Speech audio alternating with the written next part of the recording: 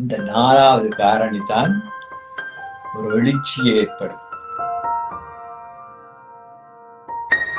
இன்னும் கொஞ்ச காலத்தில் கோபம் பற்றி எரிகின்றது. நல்ல சமாரியன்கிட்ட இருந்த ஞானம், அதுதான் நீங்க.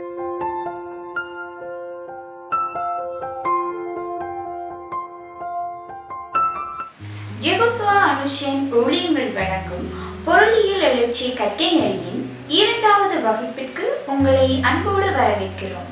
பொருளாதார எழுச்சிக்கு முக்கியமான காரணிகள் எவை? அமைப்போன் என்பவர் யார்? முயற்சியின் முக்கியத்துவம் என்பவற்றை இந்த வகுப்பில் கற்கலாம். வாருங்கள். என்னுடைய வாழ்க்கையை பின்னோக்கி பார்த்தீங்கன்னா, இந்த அவாந்திர வழி என்று இருக்குதே, அது ரொம்ப வருஷங்களுக்கு முன்னரே கிரிய செய்த ஒரு காரியம். எங்களோட இலங்கை புவியியல் ஜோக்ரவி சிச்சுவேஷன், ஜோக்ரவியில் அட்வான்ஸ் செய்த நான் அப்போ சிச்சுவேஷன் ஆராய்ந்தீங்கன்னா, எங்களோட வவுனியா மன்னார் பகுதி, அந்த பகுதியில் பார்த்தீங்கன்னா மன்னாரெல்லாம் வெறும் 10 அங்குல மழை வீழ்ச்சி தான், அவாந்திர வழி தான். வவுனியா பகுதி பார்த்தீங்கன்னா 30 அடி ஆழம் வரையில் கிணறுகள் வந்துனாத்தான் அங்கே தண்ணி வரும். அப்போ இந்த அவாந்திர வெளி என்றது ஆழமாக பதிஞ்சது. அதே போல் ஆப்பிரிக்கா வனாந்திரம் பார்த்தீங்கன்றால் அவாந்திர வெளி. என்ன இந்த வேதத்தில் அவாந்திர வெளி என்று எழுதி இருக்கிறது? இந்த அவாந்திர வெளியில் இப்படியே தான் இருக்க வேண்டிய அவசியமா? வவுனியா அப்படியே தான் காஞ்ச வறண்ட பூமியாக இருக்க வேண்டியதானா? மன்னார் அப்படியே தான் இருக்க வேண்டியதா? இப்போ நாங்கள் போன வகுப்பில் படித்தோம், ஒரு நாட்டின் பொருளாதார எழுச்சிக்கு தேவையான காரணிகள் என்னென்று படித்தோம். நிலம், உழைப்பு, மூலதனம், முயற்சி, 4 காரணிகள் படித்தோம். நிலம் இருக்குது தெரியும், மூலதனம் இருக்கு தெரியும், உழைப்பு இருக்கு தெரியும். ஆனால் இந்த 4வது காரணியை சில பேருக்கு தெரியாது. அது கண்ணுக்கு தெரியாது. அந்த 4வது காரணி முயற்சி அல்லது அமைப்போன் அல்லது மூளைசார். இந்த 4வது காரணிய கண்ணால பார்க்க, நிலத்தை கண்ணால பார்க்கலாம், உழைப்பாளிய கண்ணால பார்க்கலாம். அந்த 4வது காரணிக்கு தான் அது கண்ணுக்கு தெரியாது. அந்த 4வது காரணியை பற்றித்தான். அந்த 4வது காரணி இல்லாம இந்த உலகம் இயங்கவே முடியாது. ஆதியிலே வார்த்தை இருந்தது, சத்தம் இருந்தது, அது வார்த்தையானது, வார்த்தை தேவனானது. இந்த 4வது காரணி தான் ஒரு எழுச்சி ஏற்படும். அதுதான் ஆசீர்வாதத்தை கொண்டது. இந்த 3ம் இந்த உலகத்துல படைக்கப்பட்டிருக்கு. இடம் இருக்கு, உழைப்பு இருக்கு, மூலதனம் இருக்கு. ஆண்டவர் படைச்சு வச்சுட்டு ஆண்டவர் ஞானம் என்ற ஒன்றையும் தந்திருக்கிறார். என்னை நோக்கி கூப்பிடு, அந்த ஞானம் உங்களுக்குள்ள அருளப்படும். அந்த ஞானம் அருளப்பட்டாலும் நீங்க அந்த கிரியைய செய்யாட்டிக்கு நீங்களும் நானும் இந்த கண்விழித்து தூங்குற நேரத்துல இந்த இடத்துல வந்து எந்த பிரயோசனம்? உங்களை ஆண்டவர் அற்புதமாக அப்படியே பிரிச்செடுத்து ஒரு பெரிய தன்னுடைய ராஜ்யத்தை கட்டுறதுக்காக ஆயத்தப்படுகிறார் என்றதை நீங்கள் வந்து முதல்ல விசுவாசிக்கணும். அந்த அந்த ஆழத்துக்கு உங்களை அர்ப்பணிக்கணும்.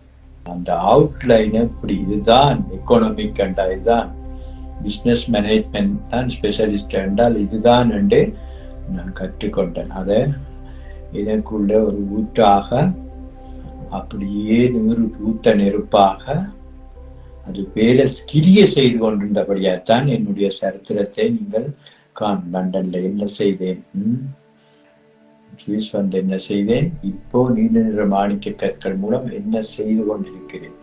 அந்த நெருப்பு, அந்த அலை, அந்த உலகியல் ரீதியில பொருளாதாரம் என்று கற்றுக்கொண்டது.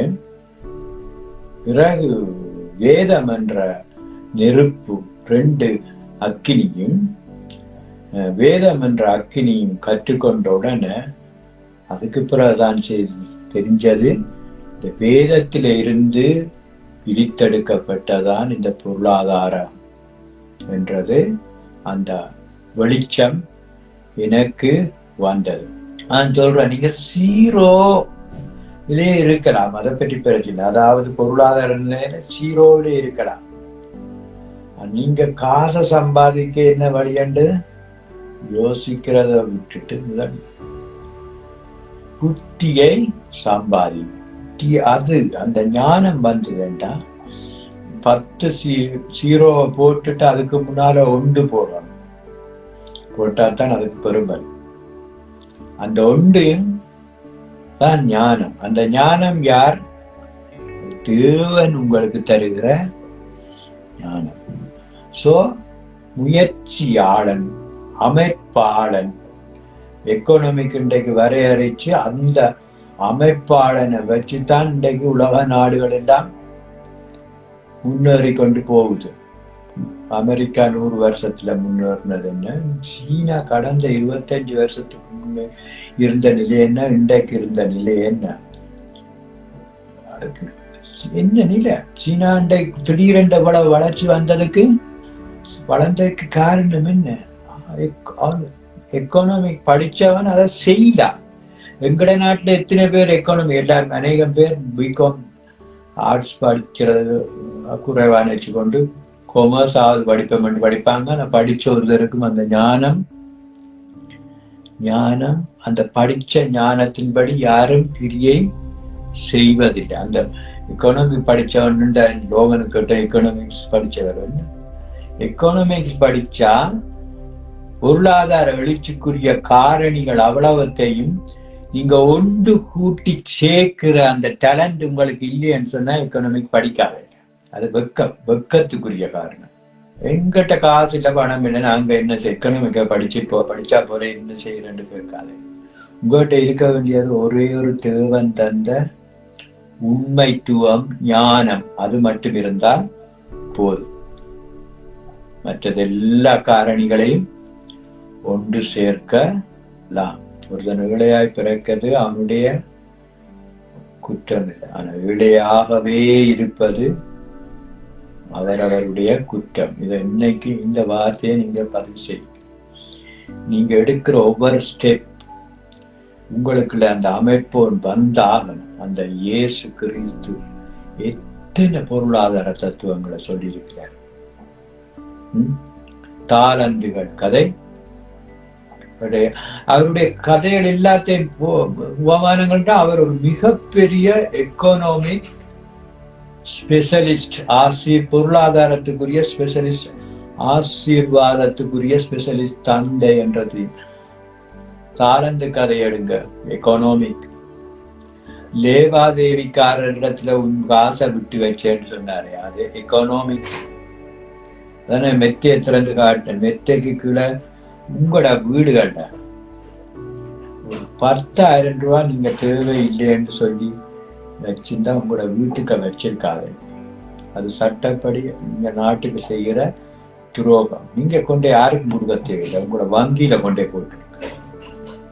வங்கியில கணக்கு காட்ட முடியாட்டி வங்கி கணக்கு காட்டக்கூடிய ஒன்றை அக்கௌண்ட்ல போட்டு நம்பிக்கையான இடத்துல போட்டு வைங்க. இல்லாட்டிக்கு அந்த பணத்துக்கு நீங்க வச்சிருந்து பிரயோசனம் இல்லை. அதான் சொன்னார், ஆண்டவர் சொன்னார், நீ அந்த என்னுடைய பணத்தை நீ தேவாதேவிக்காரரிடத்துல விட்டு வச்சிருந்தா நவங்கள் அந்த பணத்தை போட்டு உற்பத்திக்கு பயன்படுத்தி அதால வார வருமானத்திலிருந்து என்னுடைய வட்டியை பெற்றுக் கொள்வேன்னு சொல்றான். சோ பணம் நாங்களே உருவாக்கினான். ஆனா அதுக்கு அதை எப்படி பாவிச்சால் பிரயோசனப்படும். அதே போல ஞானம், இங்க உங்களோட ஞானத்தை விதைக்க கற்றுக்கொள்ளுங்க. இவ்வளவு தூரம் நான் 2வது வகுப்பிட இன்றைக்கு முயற்சியாளனை பற்றி கற்றுக்கேன். எங்களுக்கு தேவையில்லை உழைப்பாளி. ஏதேனும் சோழ மலர்களை யாரும் உழைப்பாளி இல்லை. இன்றைக்கு அது சட்டம் கூட உழைப்பாளி கிடையாது. ஏதேனும் சோழ மலர்கள்ல நிலம் இல்லை என்று யாரும் கவலைப்பட தேவையில்லை. ஏதேனும் சோழ மலர்கள்ல முக்கியமான காரணி மூலதனம் இல்லை என்ற கவலை இல்லை. இந்த மூன்றும் ஏதேனும் சோழ மலர்களுக்குரிய கடமை. ஆதியில லேவியர் ஆசாரியர் என்று குறிக்கப்பட்ட அவர்களுக்கு என்று குறிப்பிட்ட கடமைகள் கொடுக்கப்பட்டிருந்தது இல்ல. அதே மாதிரித்தான் சொல்றோம். ஏதேனும் சோழ மலர்களுடைய ஒரே ஒரு கடமை இந்த மூன்றும் அல்ல. இங்க உழைப்பாளியும் அல்ல, நில சுவாந்தர் நில பிரபுக்களும் அல்ல, கேபிட்டல் முதலாளிகளும். இந்த மூன்றும் உங்களுக்கு தேவையே இல்லை. இந்த மூண்டையும் ஆளுமை செய்கிறது எப்படி என்று அதை கற்று தருகிறதுக்காகத்தான் ஆண்டவர் உங்களை அழைத்து. உங்களுடைய ஒரே ஒரு வேலை, ஆண்டவர் என்ன செய்தாரோ அதே வேலை. நீங்கள் இயேசு என்ன செய்தாரோ இயேசு செய்த காரியம் நீங்கள் ஒவ்வொருத்தரும் குட்டி குட்டி இயேசுக்கள் மாறன். இந்த ஸ்லீப்பிங் பார்ட்னர் எல்லாம் ஏதேனும் சொல்ல மலருக்கு தேவை. ஸ்லீப்பிங் பார்ட்னர் என்ன? அவங்ககிட்ட பணம் இருக்கும். அவங்க ஒரு கம்பெனியில போய் பணத்தை போட்டுட்டு அவங்க ஈஸி சேர்ல நித்திர விடுவாங்க, பேசாம இருப்பாங்க. அவங்களுக்கு அந்த பணத்துக்குரிய வருமானம் வரும் எடுத்து உழைச்சு கொண்டிருப்பாங்க. அவங்க ஒன்றையும் சிந்திக்க மாட்டாங்க, ஒன்றையும் செயல்படுத்த மாட்டாங்க. ஏதேனும் சோழ மலர்களுக்கு அந்த மாதிரியான இழைப்பாறுதலை நான் ஆண்டவர் தர இல்லை. அந்த மாதிரியான இழைப்பாறுதல் யாராவது உங்களுக்குள்ள இருந்தா தயவு செய்து நீங்க அது வேற ஒரு குரூப் ஆரம்பிச்சு, ஸ்லீப்பிங் பார்ட்னர் குரூப் என்று ஆரம்பிச்சு அப்படியே போயிடும். அப்படியே நீங்க அதை நடத்துக்க. இங்க ஏதேனும் சோழ மலர்கள ஸ்லீப்பிங் பார்ட்னருக்கு இடம் தேவையில்லை. நீங்கள் எல்லாரும் அமைப்போம் என்றால் அதுதான் ஆளுமை உடையவர்கள். ஆளுமை உடையவர் யார்? ஆண்டவர். அந்த ஆளுமை உடையவரால் அபிஷேகம் பண்ணப்பட்ட நீங்கள் ஒவ்வொருவரும் ஆளுமை உடையவர். நீங்கள் ஆளப்போகிறவர்கள், இந்த உலகத்தை ஆளப்போகிறவர்கள். இந்த உலகத்திலே ஆண்டவர் வைத்திருக்கிற ஒவ்வொரு காரணிகளையும் இணைத்து, நிலத்தை, வனாந்திரத்தை, அவாந்திர வெளியை, காயப்பட்டு குற்றுயிராய், காசு பணம் இல்லாம கொரோனாவிடா, சுனாமியில, போர்ல அழிஞ்சு சிதஞ்சு நொண்டியாய், உடமாய், விதவையாய், வெள்ளச்சீலை உடுத்து இப்படியாக இருக்கிற அத்தனை பேரும் எந்த பட்டியல சேர்கிறது? வழிப்போக்கர், விழுந்து கிடக்கிற உழைப்பாளிகள் பட்டியல தான் இந்த உலகம் முழுக்க. உலகத்தின் கீழ தேச நாடுகள் எல்லாவற்றையும் எடுத்தீங்களா, வேற தேச நாடுகளை கொண்டு வராதுங்க. இங்க ஒருவருக்கும் ஒரு குறையும் கிடையாது. அப்படி யாராவது குறைந்தா அவன் வேற சோம்பரி என்ற வேற ஏதாவது இருக்கும். இங்க நீங்க வேலை செஞ்சாலும் சரி, வேலை செய்யாட்டும் சரி, உங்களுக்கு கண்டு வீடு தருவாங்க. உங்களுக்கு கண்டு சாப்பாட்டுக்கு அவங்க தர சாப்பாட்டுல நீங்களும் சாப்பிட்டு அந்த சாப்பாட்டுலயே உங்களோட நாட்டில் இருக்கிறவங்களையும் பாதுகாக்க. அப்ப இந்த நாடுகளை அந்த பட்டியல சேர்க்க காரணம் இந்த நாடு, இந்த முயற்சியாளன், அமைப்பாளன் என்ற அந்த ஞானத்தின்படி ஓடுகிற ஒரு தேசம். இந்தியா அப்படி ஓட இல்லை, இலங்கை அப்படி ஓட இல்லை. இந்த அமைப்பாளன் என்ற அந்த சரியான தத்துவத்தை பயன்படுத்தாத நாடுகள் தான் பின்தங்கி போயிருக்கிறது. அவர்கள் நீங்கள் உங்களுக்குள்ள எழும்பல் அந்த அமைப்பாளர் ஒரு அழகான தேசம். உலகத்திலேயே சுத்தவர கடல், மாங்கனி போன்ற வடிவம், இப்படியெல்லாம் கனவு. அந்த மகாவலியார பாயிர தண்ணி இருக்கு, எத்தனையோ கரண். அந்த படிக்கும் போது அதை குறிச்சு புத்தகமே எழுதணும். அந்த அன்றாசபுரம் அந்த எவ்வளவு அந்த திரும்புற பாதையில எப்படி அணை கட்டி அதுக்கு எவ்வளவு செலவு, அது எப்படி வவுனியா அண்டாபுரத்துக்களால மதவாட்சிகளால கொண்டு வந்து எப்படி எல்லாம் இந்த 10 அங்குல மழை வீழ்ச்சி வருகிற மன்னார் வவுனியா எல்லாம் பாய வைக்கலாம். அது எத்தனையோ ஆண்டு ஆரம்பிக்கப்பட்டது. 2 காரணங்களுக்காக அது அந்த திட்டத்தை அப்படியே தடை செய்து அதுக்கு ஒரு பொய் காரணம் சொன்னார்கள். அப்படி அந்த அண்டாசபுரத்தில் அதை மறைச்சு அதை அப்படி திருப்பினா வடபகுதி மூழ்க வெள்ளப்பெருக்கா காலத்தில மழை காலத்துல வெள்ளப்பெருக்கில மூழ்கி அழிந்து விடக்கூடும், அழிவுகள் வரும் என்று சொல்லி ஒரு சாட்டு சொன்னாங்க. அப்படி பல சாட்டுகள் முடிஞ்சா என்னுடைய காலத்துக்குள்ள அந்த மகாவலி கங்கைய இந்த ஏலியனின் சோலை மலர்கள் திருப்புவார்கள் வடபகுதியை நோக்கி. ஆமேன்னு சொல்லுவீங்களா?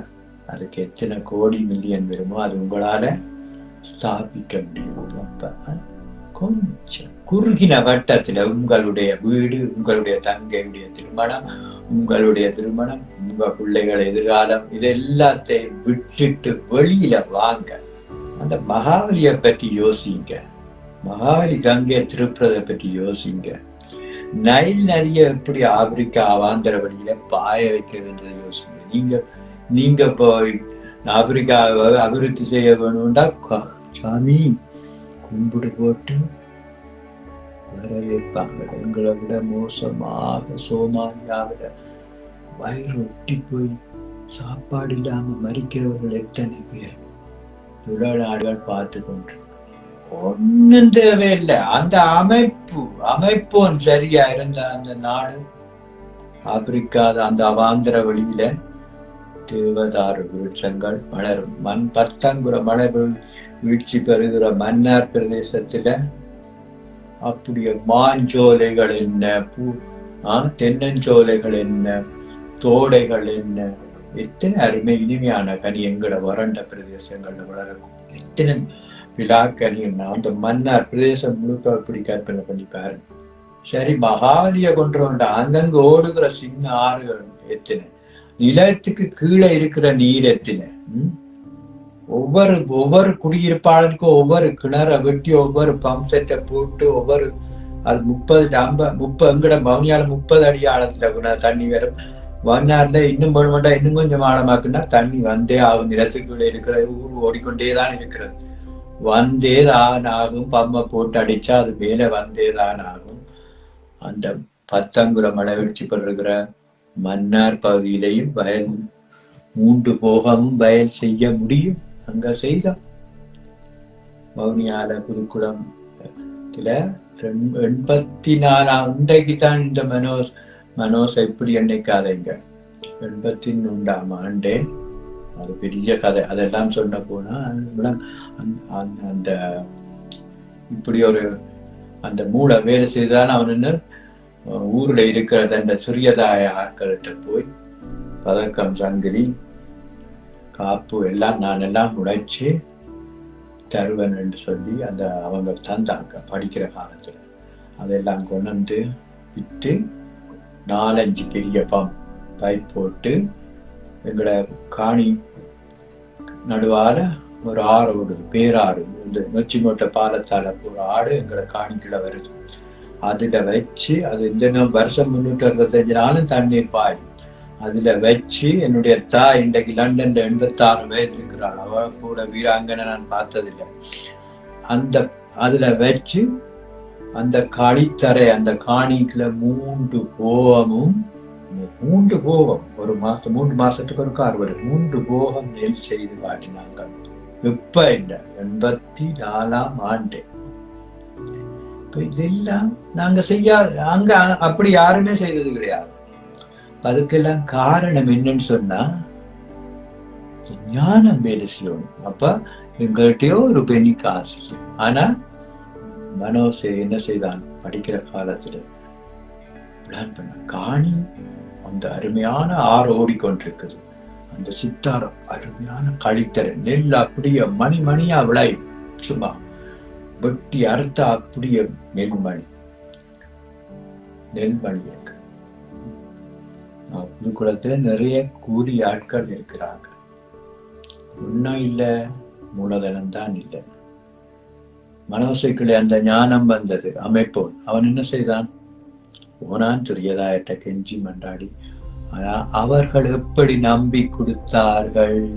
அங்கதான் எங்களோட பிரச்சனையே, எங்களோட நாட்டு பொருளாதாரமே.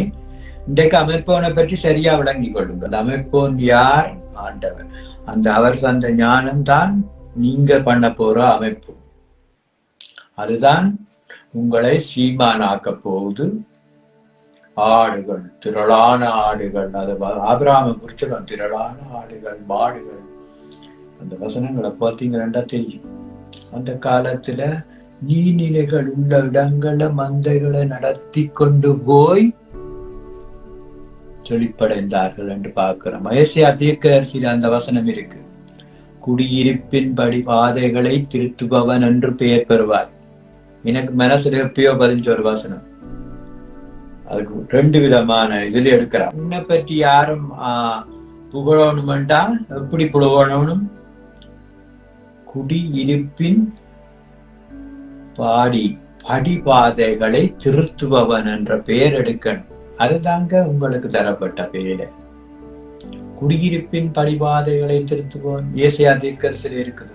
ஒரு ராஜா நீதியாக அரசாட வருவார் என்று பாருங்க. அதுலதான் வருது அந்த வசனம்.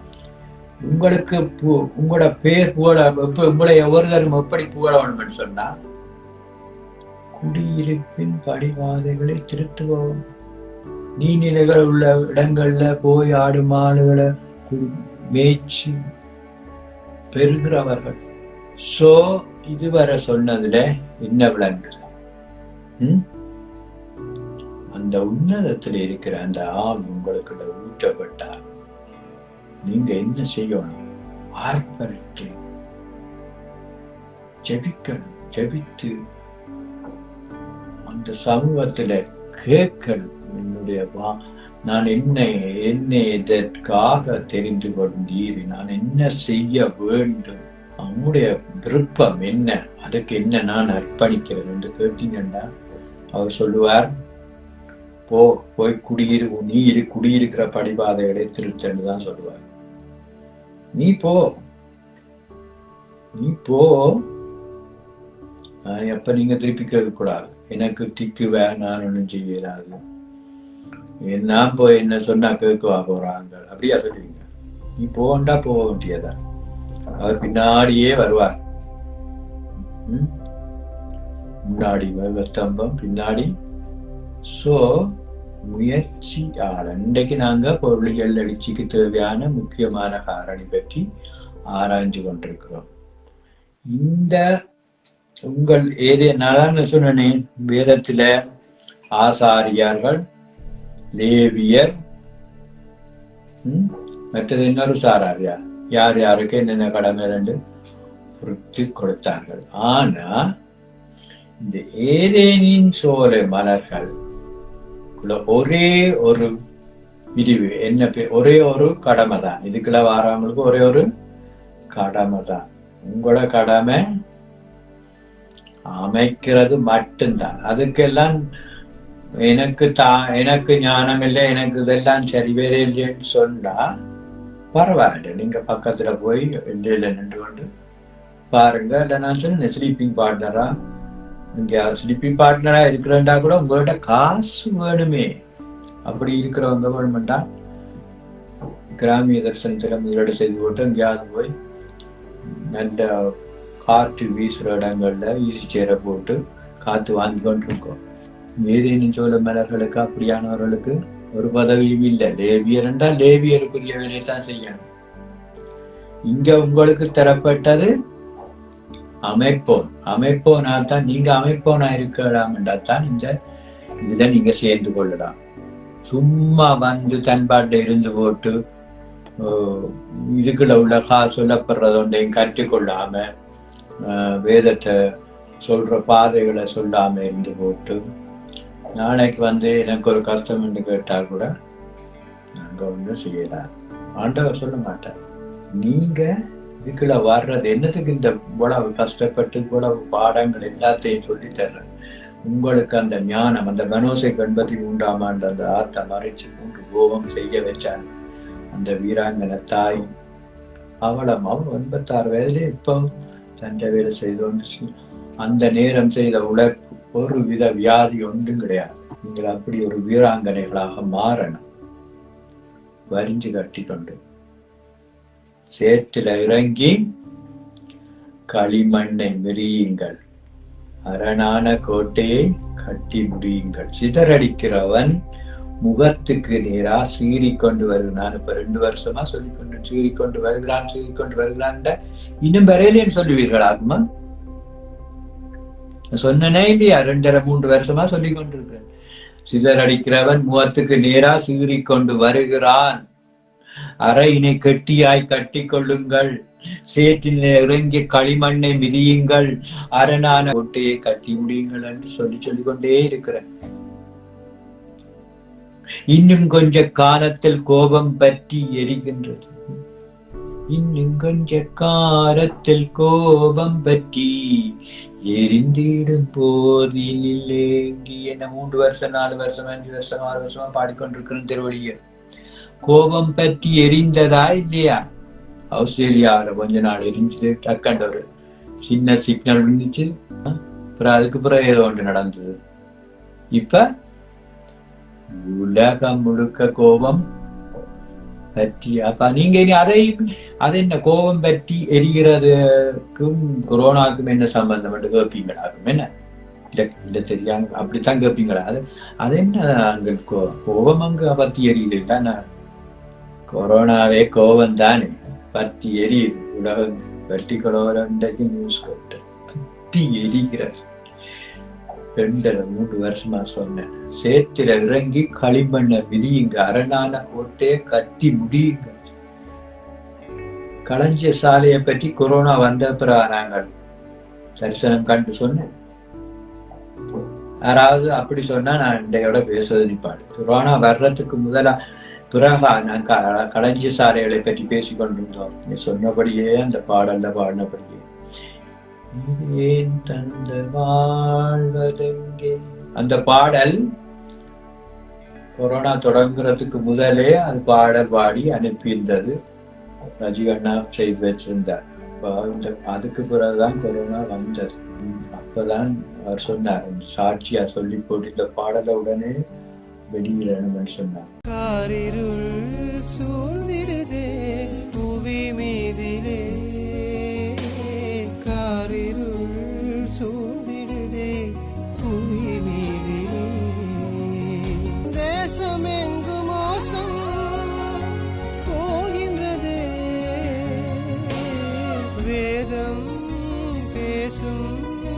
கோபம் தான் இதுவோ, கோபம் தணிந்திடுமோ இயேசுவே.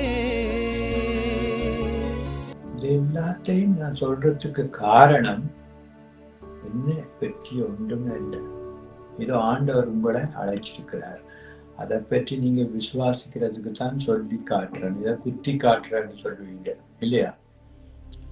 சோ நீங்க நிக்காதுங்க இந்த அளவோட இந்த சிதறடிக்கிறவன் இவ்வளவு வேகத்தோட நிற்பான். இன்னைக்கு பரவாயில்ல வீடுகள்ல இருந்து இன்னைக்கு ஏதேனும் சோழ மலர்களை பொறுத்தவையில உங்களை ஆசி வச்சிருக்கிறார் என்றுதான் சொல்லுவோம். அப்படி பசிப்பட்டு நீங்க இருந்தேன் யாரிடத்திலிருந்து எனக்கு மெசேஜ் வரவில்லை.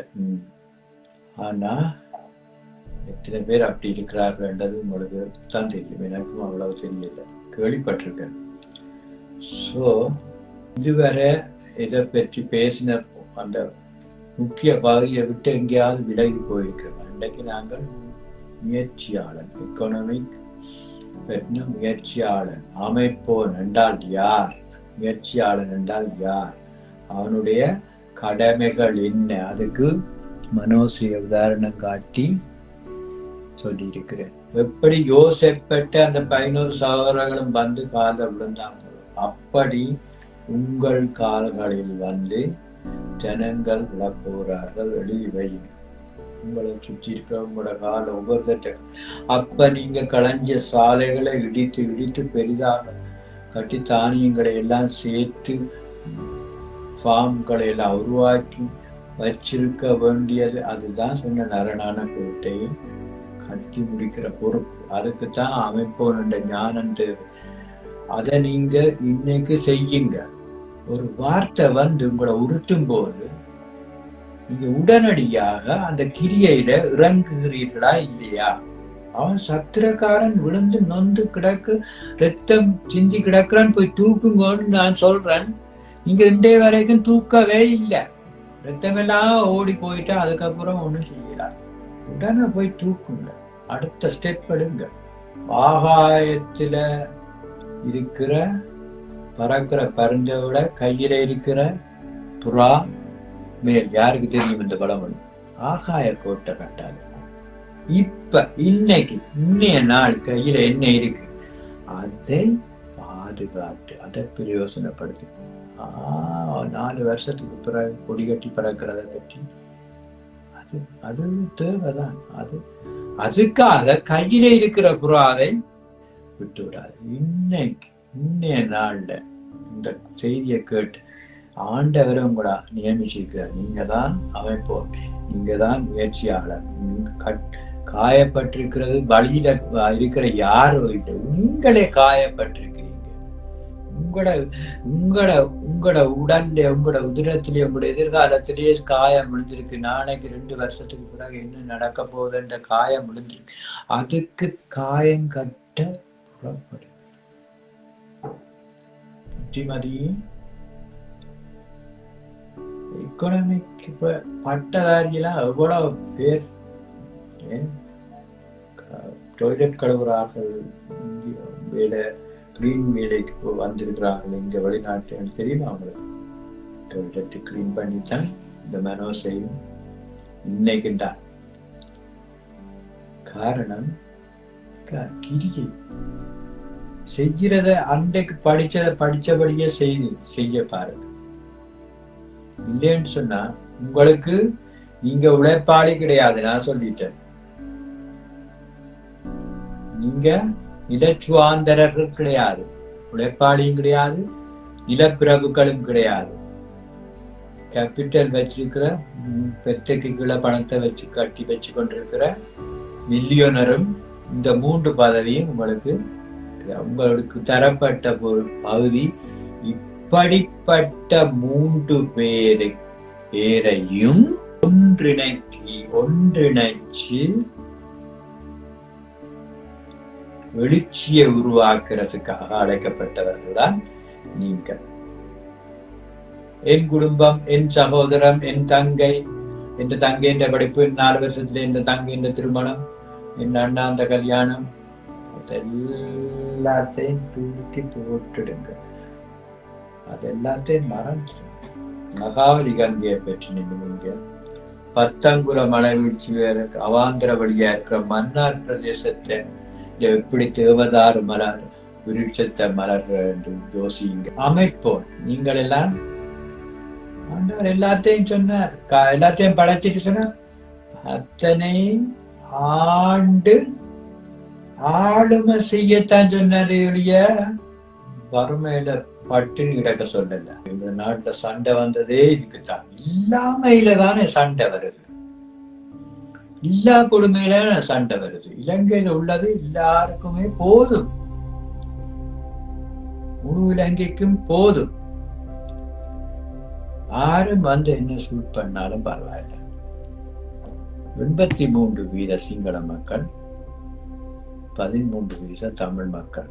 13% தமிழ் மக்கள் கேட்ட நிலப்பரப்பு எவ்வளவு? சிங்கள மக்கள் எங்க போவாங்க? அவங்க துட்ட கைமுன்னு சொன்னாங்கன்னா, வடக்கே தமிழனும் தெற்கே கடலும் என்னை நெருங்கினான். காலை முடங்கி கொண்டு இப்படி தூங்கினாராம். காலை முடங்கி கொண்டு இப்படி காலை முடங்கி கொண்டு இப்படி தூங்கினாராம். அப்ப தாப்பனோ யாரோ வந்து கேட்டார்களாம், ஏன் இப்படி தூங்குற? நல்லா காலை நீட்டி கையை நீட்டி தூங்கன்னு சொல்ல. அவன் சொன்னானா, வடக்கே தமிழனும் தெற்கே கடலும் என்னை நெருக்கி தள்ளினா நான் எப்படி தூங்குவேன்? சில உண்மைகள் மறைக்கப்பட்டிருக்கு. 13% தமிழை நாங்க கேட்ட நிலப்பரப்புகளவு கடைசியில் நாங்க எத்தனை உயிர்களை நடந்து போனோம்.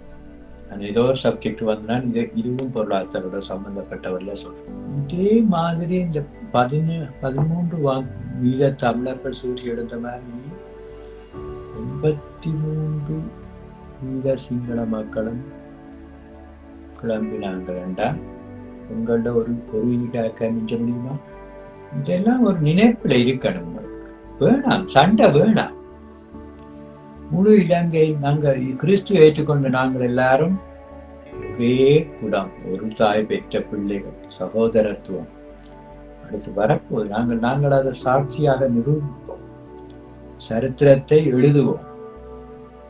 அந்த நம்பிக்கை வரணும். அப்படியான அந்த வேற்று உணர்வு இருந்தால் தயவு செய்து இந்த ஏதேனும் சோழ மரங்கள்ல உங்களுக்கு இருந்து ஏதேனும் சோழ மரங்கள்ட கிறிஸ்தவன் என்ற பெயருக்குள்ள இருக்கவே உங்களுக்கும் அருகதை இல்லை.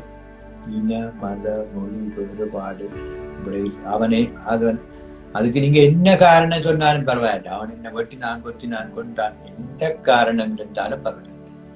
ஆவேல கொண்டது சகோதரன் தான். எந்த காரணமா இருந்தாலும் அந்த கருத்து உங்கள் இருதயத்துக்குள்ள இருக்குமா இருந்தால் அத முதல் அப்படியே கத்தி எடுத்து அந்த இருதயத்தில் இருக்கிற அந்த பகுதியை வெட்டி எறிஞ்சிருக்கு. அது இருக்கும் வரையும் ஆண்டவர் உங்களை நிச்சயமா ஒருபோதும் ஆசீர்வதிக்க மாட்டார். இப்ப ஏன் அந்த பொருளாதாரம் என்ற சப்ஜெக்டுக்கு இதை கொண்டு வந்தா, அதுதான் இந்த அமைப்பை நீங்கள் ஒவ்வொருத்தரும் இளைஞர் உள்ள ஒவ்வொருத்தரும் இந்த அமைப்போர் முயற்சியாளன் குட்டி இயேசு, ஒவ்வொருத்தரும் இயேசுவா மாறுங்க. ஆண்டவர் சொல்லுகிறார், நான் செய்ததை விட அதிக அதிசயங்களை செய்வேன். இந்த அமைப்பு இருந்தால் எல்லாருக்கும் எல்லாம் இருந்தா யாராவது சண்டை போகணும். படிப்புக்கு கல்வி தராக தண்ணிய காலுக்களை வச்சு கொண்டு படிச்சாலும் யாழ்ப்பாணத்துல படிச்சு ஹையஸ்ட் மார்க்ஸ் ஓட்டினாலும் தரப்படுத்தல அவனுக்கு கிடைக்காது. எங்கேயாவது அவனை போற அரைவாசி படிச்சவனுக்கு தான் யூனிவர்சிட்டியில இடம் கிடைக்கும். யாருக்கு தரப்படுத்தல் பற்றி தெரியும்? தரப்படுத்தல் என்றால் என்ன? பின்தங்கிய மாவட்டம் என்ற ரீதியில அவங்களுக்கு ஒரு சலுகை கொடுத்து அவங்க 35 மார்க்ஸ் எடுத்தாலும் யூனிவர்சிட்டிகளை என்ட பண்ணலாம். யாழ்ப்பாணத்துல 90-80 மார்க்ஸ் எடுத்தவன் யூனிவர்சிட்டி என்ட பண்ண முடியாது. இது தாங்க தரப்படுத்தல். இதுலதான் சண்டை ஆரம்பிச்சது. அப்ப அது ஏன் அப்படி அந்த அரசாங்கம் அப்படி செய்தது?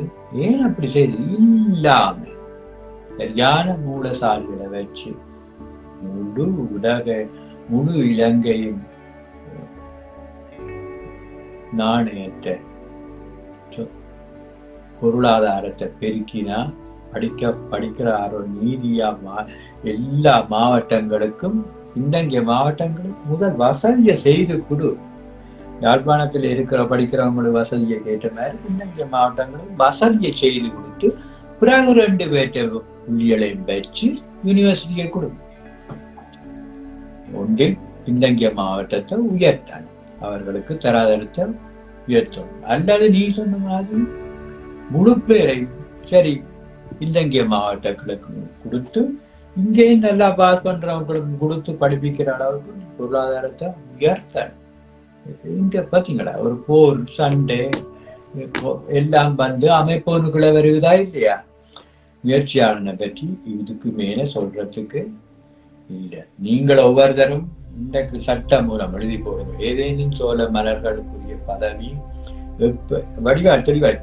ஆசாரியான் என்ன செய்யணும், லேவியன் என்ன செய்யணும், அடுத்த குரூப் சண்டை பிடிக்கிறவன் என்ன செய்யணும் என்ற மாதிரி பிரிச்சு போட்ட மாதிரி இந்த 3 குரூப்புக்குரிய வேலையும் உங்களுடையது அல்ல.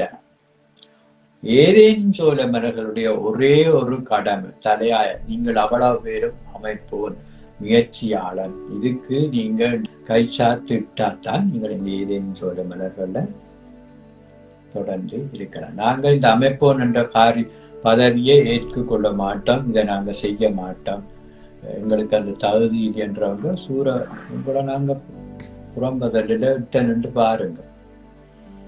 8 நின்று ஒழுங்கு அல்ல ஸ்லீப்பிங் பார்ட்னராக இருக்க விரும்பினா இருங்க, அதை பற்றி பிரச்சனை. உங்களை நாங்கள் உங்களுக்காக ஜெபிப்போம், நீங்களும் அமைப்போனா வரவணும் என்று ஜெபிப்போமே ஒழிய உங்களை எப்பவும் ஸ்லீப்பிங் பார்ட்னராகவே இருங்கன்னு சொல்லி ஜெபிக்க மாட்டோம். இங்க இப்ப வேளாண்டா விலகி இருங்க, உங்களுக்காக ஜெபிப்போம். ஜெபிக்கிறது மட்டுமில்லை, உங்களை அப்படி வரவழைக்கிறதுக்கு என்னென்ன சாதனைகள், என்னென்ன அதிசயங்கள், என்னென்ன அற்புதங்கள் செய்யணுமோ அது எல்லாத்தையும் நாங்கள் செய்து காட்டி மறுபடியா நீங்க உணர்ந்து வரும் வரைக்கும் நான் காத்திருப்போம். இதுதான் சட்டம். ஏதேனும் சொல்ல மலர்களுக்கு ஒரே ஒரு கடமை, அமைப்போம், முயற்சியாளன், உற்பத்தியாளன். இங்க உழைப்பாளி கிடையாது, அந்த கடமை இல்லை. நீங்க வழிபோக்கர் அல்ல, சத்திரக்காரனும் நல்ல சமாரியன்கிட்ட இருந்த பணமும் நல்ல, இந்த மூன்றும் இல்லை. நல்ல சமாரியன்கிட்ட இருந்த பணமும் அல்ல, அது வேற யார்கிட்ட இருக்காது, அது எங்கேயோ இருக்காது, ப்ளூ டைம்லயோ எங்கேயோ இருக்குது. நல்ல சமாரியன்கிட்ட இருந்த ஞானம், அதுதான் நீங்க. புரிகிறதா? புரிகிறீர்களா? நீங்கள் யார்? நல்ல சமாரியனும் அல்ல. நல்ல சமாரியன் அந்த கிரிய செய்திச்சு ஞானம், ஆண்டவர் கொடுத்த ஞானம், ஆண்டவர் கொடுத்த இரக்கம், ஆண்டவர் கொடுத்த புத்தி, ஆண்டவர் கொடுத்த சட்ட மூலம். அவனை தூக்கி எடு, அவன் காயத்தை கட்டு, அவனை தூக்கி கொண்ட சத்திரத்துல விடு, அந்த சுத்திரத்துல பாதுகாக்க சொல்லிய சத்திரக்காரனுக்கு கட்டளை கொடுத்துட்டு நீ பிரயாணப்பட்டு அடுத்தங்க போயிருப்பான். அடுத்தது அவன் நல்ல எங்க போயிருப்பான். இன்னொரு வழிபோக்கனை தேடித்தான் அவனை போய் திரும்பி வரும்போது போய் அந்த சத்திரக்காரன்கிட்ட போய் பார்த்துட்டு இவ்வளவு செலவாயிட்டா இந்தா கொடுத்துட்டு அப்படியே விட்டுடுவான. கதை முடிஞ்சதா? அவன் அங்க பூர்ண குடமாகி நல்ல சத்துள்ள சாப்பாடு எல்லாம், நல்ல பயறு தானியம் எல்லாம், தானியம் கொடுத்த மாதிரி சாப்பிட்டு திடகாத்திரமா காயம் எல்லாம் அழகாக காண்டி, ஸ்பர்சம் எல்லாம் அழகாக வந்து, முகம் எல்லாம் அழகாக இருந்தா அப்படியே திரும்ப சமாரியன் வரும்போது அப்படியே பிரகாசமா நிற்பான். ஐயா, அப்ப போய் கையில பிடித்து, வா என் மகனே, என்னுடன் வா, நீ என்னுடைய ஆள், இந்த என்னுடைய பரதீஸ், வா, இதுல போ, இதுல இருந்து நீ நான் என்ன செய்தனோ அதே மாதிரி இதுல குடியிரு, இந்த ஆசீர்வாதத்தை எல்லாம் சுதந்திரி, நீ புறப்பட்டு போய் வழிபோக்கர்களை பிடித்து கொண்டு வா. அவனுக்கு காரு, பங்களா எல்லாத்தையும் கொடுத்து ஒரு பெரிய அக்கௌண்டன்ட், பெரிய பிசினஸ் ஆடிட்டர் எல்லாருக்கும் என்ன செய்யறான், என்னத்துக்கு கார், பங்களா எல்லாம் கொடுத்து ஒரு பிரயாணம் பண்ணி போடுவான், பட்டா எல்லாம் கொடுத்து என்னத்துக்கு அவங்களுக்கு கொடுக்க? நீங்களே அதை பார்த்து போறாம படுறீங்க. என்னத்துக்கு அவனுக்கு கொடுக்குறான்? அவன்கிட்ட என்ன இருக்கு? உங்களை விட ஞானம் இருக்கு. மனோசை என்ன இந்த 65 வயதுல மனோசையை பார்த்து அந்த ஃபேமா சொல்லிச்சேன், ஓனடி நேற்றையும் ஒரு பிரச்சனை நடந்தது. அந்த மனோசை செக்ஷன்ல வேலை அவ்வளவு எல்லாம் திறந்து விட்டாச்சு. கொரோனா அடங்கிட்டு கடையெல்லாம் திறந்தாச்சு. உற்பத்தி பெருக்கம் அப்படியே 4 ப்ரொடக்ஷன் பகுதியில இருந்து எல்லாம் அந்த கடவுள் இடத்துல வந்து கொண்டு பொட்டியெல்லாம் பரவலையா. அப்ப மனோசோட வேலை செய்ய அந்த சகோதரர் மனோசை தானே, மனோசை வேலை செய்யல இல்லைன்னு சொன்ன நம்ப மாட்டீங்கட. மனோசை கையா செச்சு கொண்டிருப்பார். தேவதூதர்கள் வந்து செய்வாருன்னா நீங்க நம்ப மாட்டீங்க. அது வேற சப்ஜெக்ட், நம்பாட்டி போங்க. சொன்னான் என்னால முடியாது.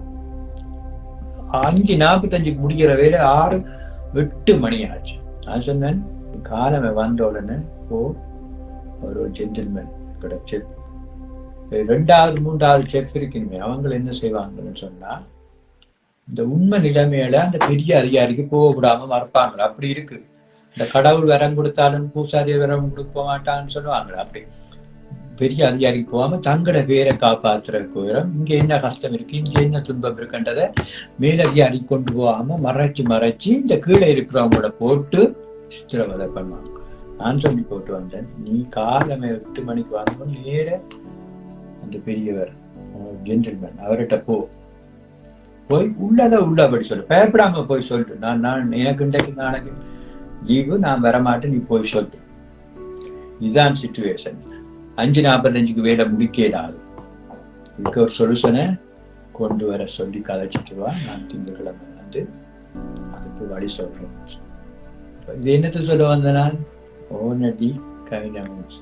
உங்கள்கிட்ட இருக்கிற திறமை சாதாரண ஆண்டவரை அறியாதவங்கிட்ட வரவே வராது.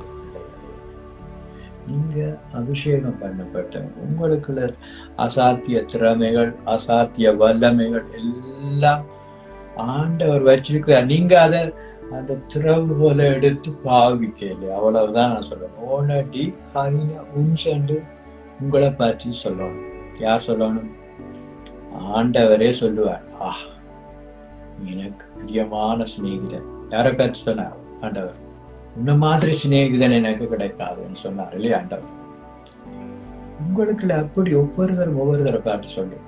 2 காரியம் மட்டும் உங்கள்கிட்ட இருந்தா போதும். உங்கள்கிட்ட இருக்கிற 10 0க்கு முன்னால அந்த ஒன்றை போடுற காரியம் வந்துடும். 2 காரியம். மனம் மாசும் மறுவின்றி மாறினேன். ஒவ்வொரு நாளும் படுக்கும்போது சொல்லுங்க, கபட ஆணையிடுவதை நிறுத்தினேன். நான் உனக்கு இதை எப்படி செய்வேன், கபட ஆணையிடுவதை நிறுத்தினேன். இந்த 2 மட்டும் நீ பாட்டு, வேற என்ன தவிர்றீங்களோ இல்லையோ அது வேற, இதுக்குள்ளே எல்லாம் வரும். அப்போதான் பரிசுத்த பர்வதம் நிலைநிப்பேனுமில்லே. அந்த பரதீஸ், அந்த குட்டி பரதீஸ் இலங்கையை உங்களுடைய குட்டி பரதீஸ் ஆக்க முடியும். அதான் ஏதேனின் சோலை மாதிரி அந்த மன்னார் பகுதி, 10 அங்குல மனவீழ்ச்சியே உள்ள மன்னார் பகுதி. ஏன் 10 அங்குல மன்னாருக்கு போறேன்டா, பவுனியா பக்கம் கொஞ்சம் கூடும். 10 அங்குலம் அவாந்திர வழியே அப்படி மாறுமெண்டா, மற்றது மாறுறதுக்கு ஒரு தடையும் இல்லை. அரசாங்கம் ஒன்றும் அரசாங்கத்திட்ட ஒன்றுமே இல்லை. அரசாங்கத்தை குறை சொல்லாதீங்க, எல்லாம் உங்களால தான் இந்த நிலைமை. அரசாங்கத்துல ஒரு குறையும் இல்லை.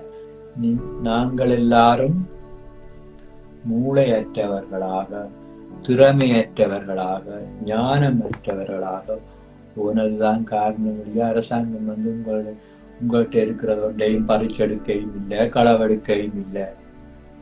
அரசாங்கத்தை குற்றம் சொல்றதை விட்டுடுங்க. நீங்க சோம்பேறியா, நாங்க சோம்பேறியா இருந்ததாலதான் வறுமையை தவிர, நான் என்னத்துல சோம்பேறி, உடல்ல மட்டும் சோம்பேறியா இல்ல, மூளையிலும் சோம்பேறி, ஞானத்திலும் சோம்பேறி. அந்த ஞானத்தை பெறுவதற்கு ஒரே ஒரு நாமம் இயேசு கிறிஸ்து நாமம். ஆமென். பிள்ளைகளே, கற்பதோடு மாத்திரம் நின்று விடாமல் இன்றே செயல்படுவோம்.